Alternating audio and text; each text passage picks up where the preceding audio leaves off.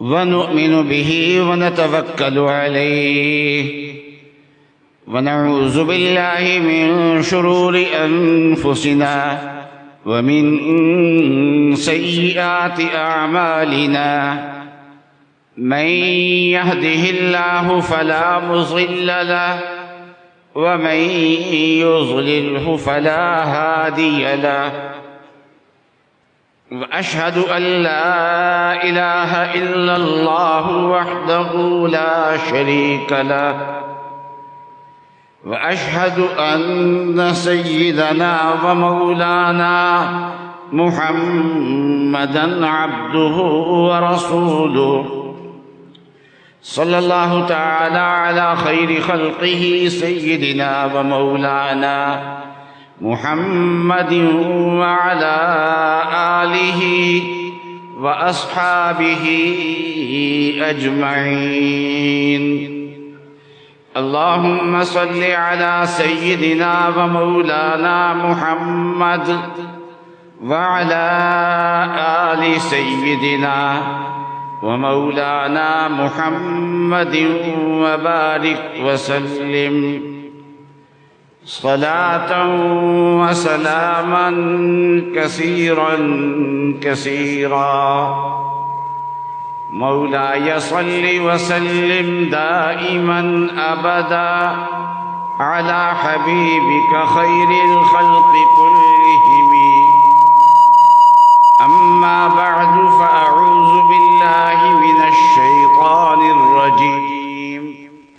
بسم الله الرحمن الرحيم. وتوبوا إلى الله جميعا أيها المؤمنون لعلكم تفلحون. وقال رسول الله صلى الله عليه وسلم: التوبة الندم. صدق الله العظيم وصدق رسوله النبي الكريم. بزرگان محترم و برادران عزیز،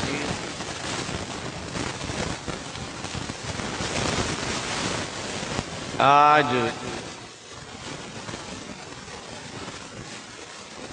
اپنے ملک کے حالات پہ غور کریں یا امت مسلمہ کے حالات پہ غور کریں یا امت عربیہ کے حالات پہ غور کریں تو آج مصائب ہی مصائب نظر آ رہے ہیں. آپ غزہ کے مسلمانوں کو دیکھ لیجئے کن مصائب سے وہ گزر رہے. وہ 2 سال میں اسرائیل کامیاب نہیں ہو سکا. اسرائیل کا خیال یہ تھا، دعویٰ یہ تھا کہ ہم غزہ 24 گھنٹے میں خالی کرا لیں، لیکن 2 سال گزر گئے ہیں ابھی غزہ خالی نہیں کرا. لیکن غزہ والوں پہ جو مصائب گزرے ہیں اور جو گزر رہے ہیں وہ تاریخ میں نہ پہلے کبھی آئے ہیں اور نہ ہم نے کبھی سنے ہیں، نہ دیکھے ہیں، نہ تاریخ میں پڑھے. اور آئندہ کیا حالات ہوں گے امت مسلمہ کے یہ معلوم نہیں. اور وہاں کے آپ دیکھ لیجئے کہ غزہ کے شام پہ اسرائیل نے حملے کیے. سارے عرب اور عالم اسلام خاموشی سے دیکھتا رہا. یہ ان کی مصیبت ہے. ایران پہ حملہ کیا تو یہ ایران اور اسرائیل کا معاملہ ہے. عالم اسلام نے خاموشی سے اس کا تماشا دیکھا. لبنان پہ اسرائیل نے حملہ کیا اور اس کی طاقت کو توڑا، اور تو بس سب لوگ یہ سمجھتے رہے کہ یہ ان کے ساتھ یہ برتاؤ ہے، ہمارے ساتھ یہ برتاؤ نہیں ہے. اور اب آگے بڑھ کے عرب ممالک میں ایک ملک ایسا تھا کہ دنیا بھر میں جہاں کہیں بھی جھگڑے ہوں، ان جھگڑا کرنے والوں کو مذاکرات کے میز وہ مہیا کرتا ہے، ایک عرب ملک۔ چنانچہ امریکہ اور نیٹو کی افواج امریکہ میں افغانستان میں آ کے پھنس گئی اور ان کے اوپر مجاہدین نے جہاد شروع کیا، اور 20 سال تسلسل سے جہاد جاری رہا، اور نیٹو کی ساری قوتیں، امریکہ کی قوت، برطانیہ کی قوت، فرانس کی قوت، یہ ساری قوتیں جو ہیں یہ مل کے اس جہاد کو ختم نہیں کر سکیں، بلکہ اس 20 سال کے عرصے میں وقت گزرنے کے ساتھ ساتھ اس جہاد کی قوت میں اضافہ۔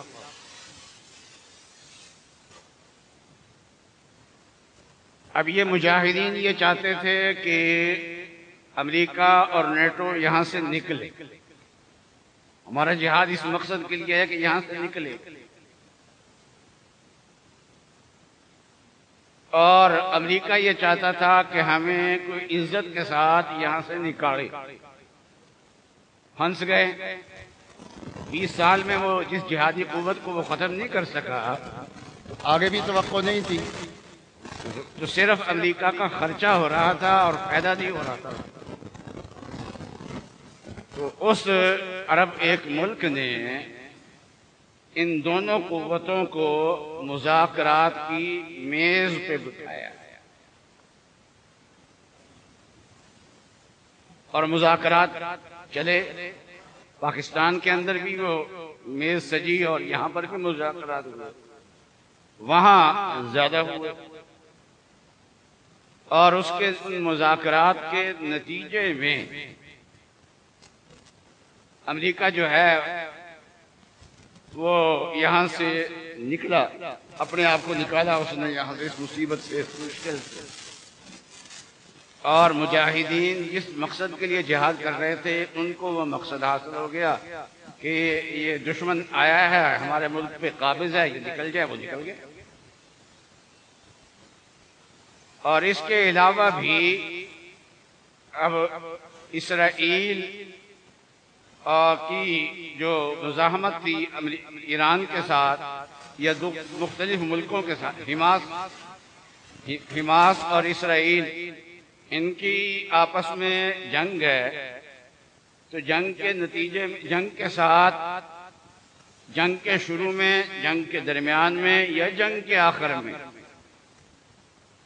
جب کوئی ایک قوت فاتح نہ ہو، بے شک فلسطین کا نقصان زیادہ ہوا، لیکن اسرائیل 2 سال سے فاتح نہیں بن سکا، تو ایسی صورت میں انجام جو ہوتا ہے وہ مذاکرات سے ہی حل نکلتا ہے۔ تو ان مذاکرات کے لیے بھی میز سجائی تو اس ایک عرب ملک نے، اور تسلسل سے مذاکرات ہوئے، اور اسرائیل کے پاس فلسطین کے اور حماس کے قیدی تھے، اور حماس والوں کے پاس اسرائیلی قیدی تھے اور اہم قیدی تھے۔ چنانچہ ان مذاکرات کے نتیجے میں سیز فائر بھی پہلے ہوا، جس کی مخالفت بعد میں اسرائیل نے کی ہے، لیکن ایک مرتبہ ہوا، سیز فائر ہوا، اور اس کے ساتھ قیدیوں کا تبادلہ بھی ہوا، اور آگے بھی مذاکرات جاری تھے۔ اور وہ ملک، ایسے ملک کی دنیا قدر کرتی ہے، اس لیے کہ دنیا کے متحارب گروپوں کو بٹھانے کی مہارت اس کے پاس تھی، اس کا ملک پر امن ملک تھا، اسرائیل نے اس پر بھی حملہ کر دیا۔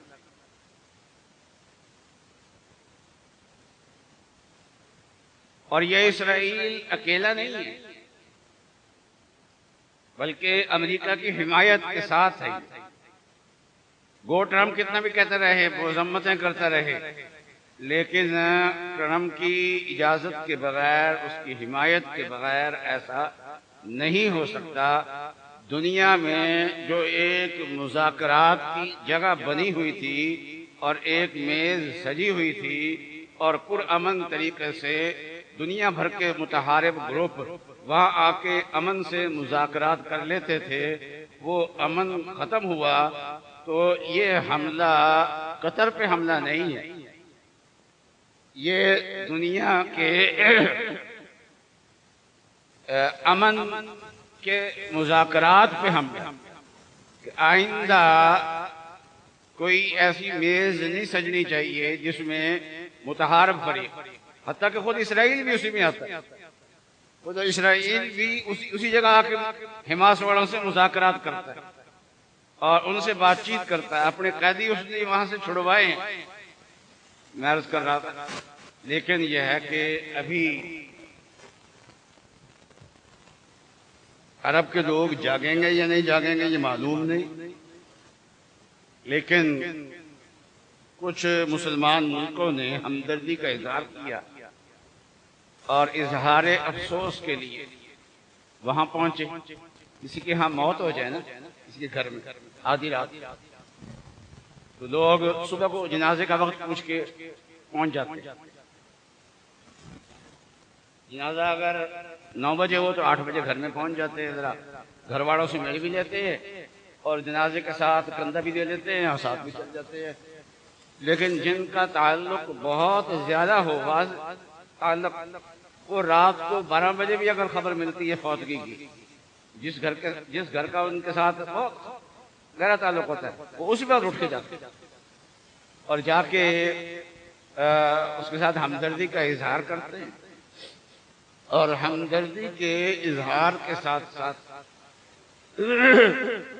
ان کے انتظامات میں شریک ہوتے ہیں، ان کے ساتھ تعاون کرتے ہیں۔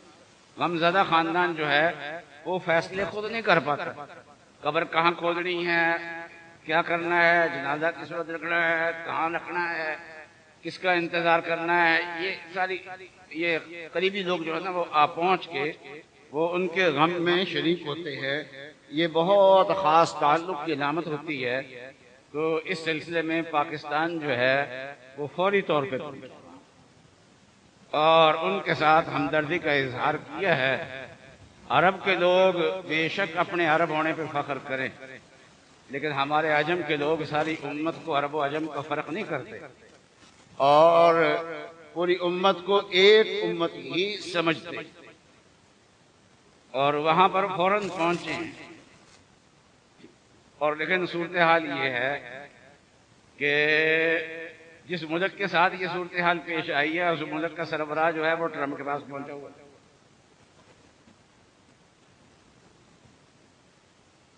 اور جس کی وجہ سے حملہ ہوا ہے اسی کے پاس پہنچا ہوا ہے۔ صورتحال یہ ہے کہ اب بھی جاگتے ہیں یا نہیں جاگتے، یہ صورتحال اللہ بہتر جانتا ہے۔ جو ان کا پروگرام ہے اسرائیل کا، گریٹر اسرائیل، بڑا اسرائیل، سلیمان علیہ السلام کی حکومت تھی نا، بہت بڑی حکومت، جس میں یہ شام کا سارا علاقہ شامل ہے، فلسطین کا سارا علاقہ شامل ہے، عراق کا بڑا حصہ اس میں شامل ہے، لبنان اس میں شامل ہے، اردن اس میں شامل ہے، سعودی عرب کا بڑا حصہ اس کے اندر شامل ہے۔ تو بہت بڑا حصہ جو ہے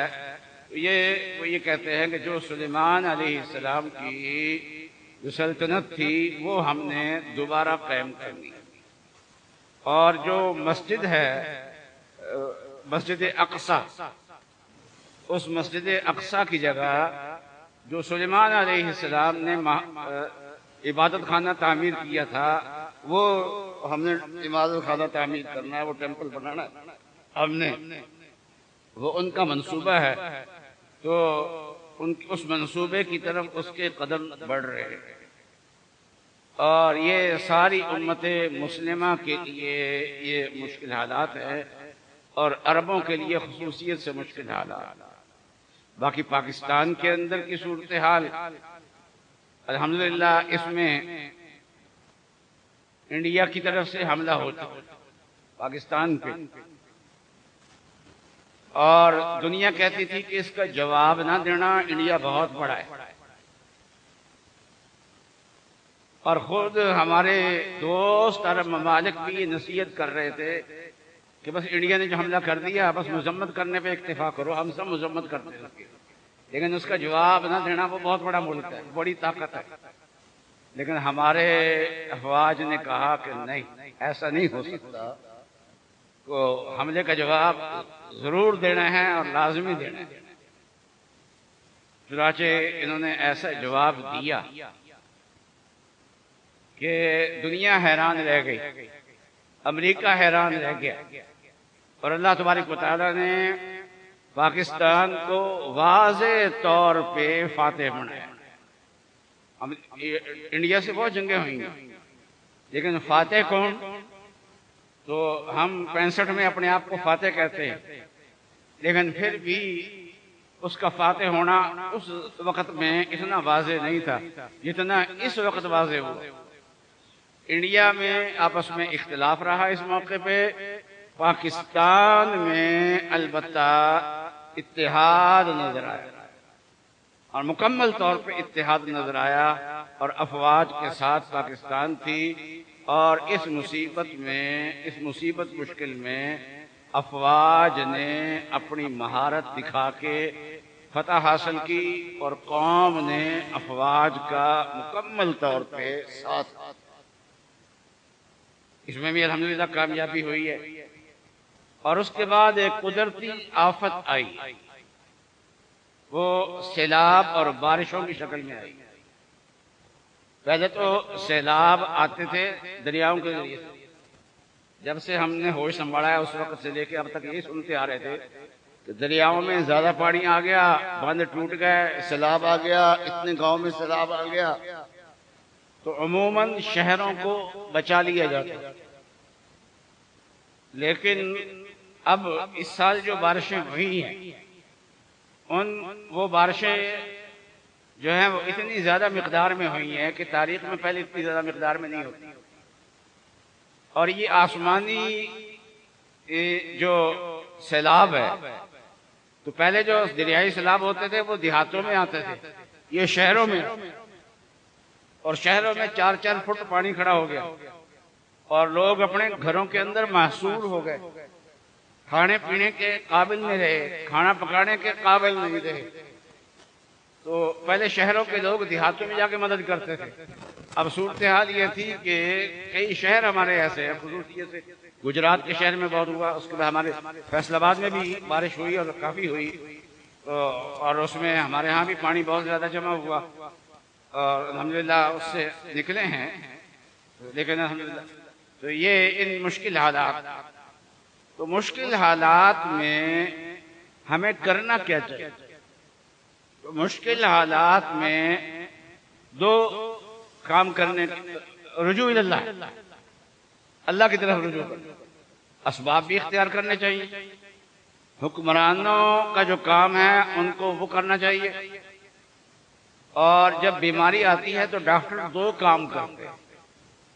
ایک یہ ہے کہ اس بیماری میں فوری سکون کے لیے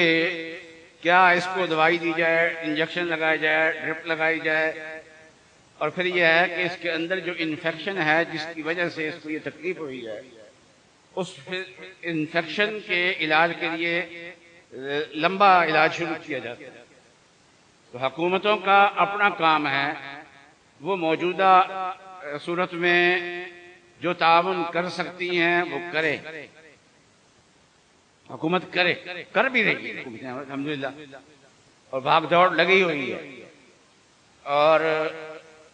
بلکہ حکمرانوں نے خود بھی اور افسران کو بھی بھگایا ہوا ہے، اس وقت کام کر رہے ہیں، جتنا ہو سکتا ہے اتنا کر رہے ہیں، آفتوں کا مقابلہ نہیں ہوا کرتا،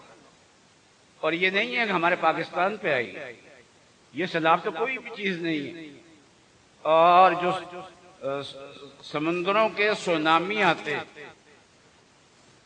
اور ترقی یافتہ ممالک میں آتے ہیں،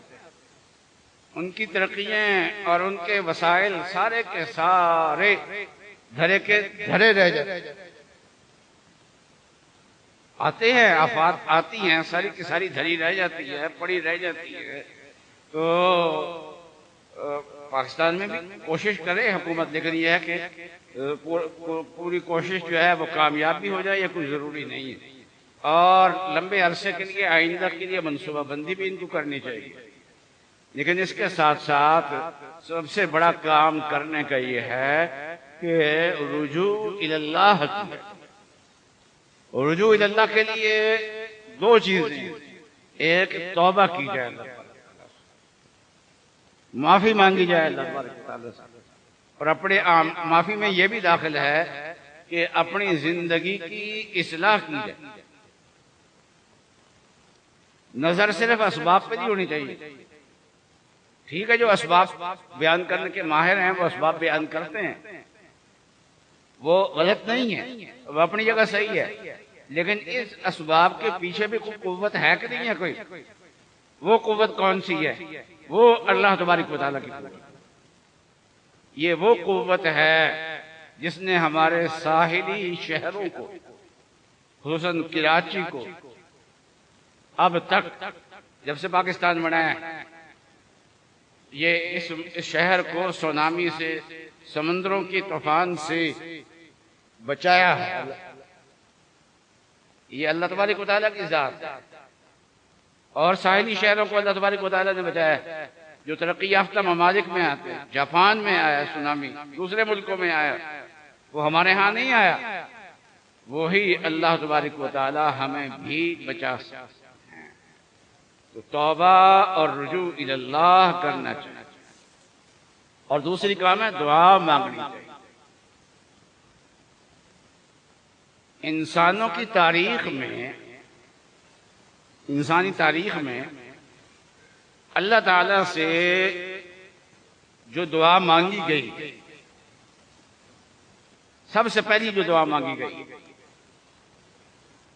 جو انسانی تاریخ میں ہمارے علم میں آئی، وہ ہے اللہ تعالیٰ سے معافی مانگی، توبہ کی ہے، معافی مانگی ہے اللہ تبارک و تعالیٰ۔ وہ کیا؟ وہ آدم علیہ السلام نے توبہ کی، ربنا ظلمنا انفسنا وان لم تغفر لنا وترحمنا لنکونن من الخاسرین، کہ اللہ ہم نے اپنی جانوں پہ ظلم کیا، اگر آپ نے نہ بخشا تو ہم خسارے میں ہیں، آپ کی بخشش کے بغیر ہم کچھ بھی نہیں۔ اچھا، یہ جو دعا مانگی ہے، یہ دعا سکھائی بھی اللہ نے، میں فتلقى آدم من ربی کلمات، اللہ تبارک و تعالیٰ نے یہ استغفار کے کلمات جو ہیں، یہ دعا کے جو کلمات ہیں، یہ اللہ تعالیٰ سے سیکھے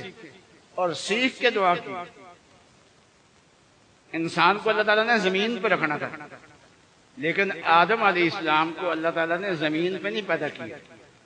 پہلے جنت میں پیدا کیا، ان کی اہلیہ کو بھی جنت میں پیدا کیا، جنت سے پھر زمین میں بھیجا، جبکہ آدم علیہ السلام کے پیدا کرنے سے پہلے اللہ تعالیٰ نے فرشتوں سے مشورہ یہ کیا تھا کہ انی جاعل فی الارض خلیفہ، کہ میں زمین پہ اپنا خلیفہ بنانے والا ہوں۔ تو مطلب یہ ہے کہ آدم علیہ السلام کے پیدا ہونے سے پہلے ہی اللہ کا پروگرام یہی تھا کہ آدم کو اور آدم کی اولاد کو زمین پہ آباد کرنا ہے، تو پھر پیدا ہی زمین پہ کر دیتے، آسمانوں پہ پیدا کیوں کیا؟ تو زمینوں میں رہنا میں مشکلات بڑی ہیں، اس زمین پر رہنے کے اس مشکلات کے سامنا کرنے کی ٹریننگ دے دی اللہ تعالیٰ نے۔ تو پہلے جنت میں پیدا کیا، جنت میں رکھا، اور جنت میں ان سے غلطی کروائی گئی اور غلطی ہو گئی، تو پھر اللہ تبارک و تعالیٰ نے ان کو توبہ سکھلائی، تو توبہ کی ٹریننگ دی۔ جب توبہ کرنی ان کو آ گئی، توبہ کی اللہ تبارک و تعالیٰ سے، پھر زمین پہ بھیجا۔ تو اس سے معلوم ہوا کہ زمین پہ جینے کے لیے بے شک اسباب کی ضرورت ہے، ساری چیزوں کی ضرورت ہے، لیکن سب سے زیادہ تعلق مع اللہ کی ضرورت ہے، دعائیں مانگنے کی ضرورت ہے، اصلاح احوال کی ضرورت ہے اور توبہ کرنے کی ضرورت ہے۔ روئے زمین پہ توبہ کے بغیر جو ہے وہ انسان باقی نہیں رہ سکتا۔ آج بھی جو روئے زمین پہ کافر بھی آباد ہے، وہ اس وجہ سے آباد ہے کہ مسلمان اس روئے زمین پہ ہیں، اللہ کا نام لیتے ہیں، اللہ سے توبہ کرتے ہیں۔ جس دن یہ صورتحال نہ رہی، اللہ تبارک و تعالیٰ سارے انسانوں کو ختم فرما دیں گے۔ اس لیے زمین پہ رہنے کے لیے، آبادی کے لیے، جینے کے لیے سب سے زیادہ ضروری چیز توبہ ہے۔ اس لیے ہم سب کو توبہ کی طرف لگنا چاہیے۔ لوگوں کو کوئی توجہ نہیں ہے، تبصرے کر لیتے ہیں، باتیں کر لیتے ہیں، لیکن اپنے حالات کو بدلے، اپنے کاروبار کو بدلے، اپنی کرپشن کو دیکھیں، اپنی بے ایمانیوں کو دیکھیں، ان سے توبہ کریں، اللہ میاں سے معافی مانگیں، اس کی طرف نہیں آتے۔ اللہ تبارک و تعالی ہمیں صحیح تعلق نصیب فرمائے۔ وآخر دعوانا ان الحمد للہ رب العالمین۔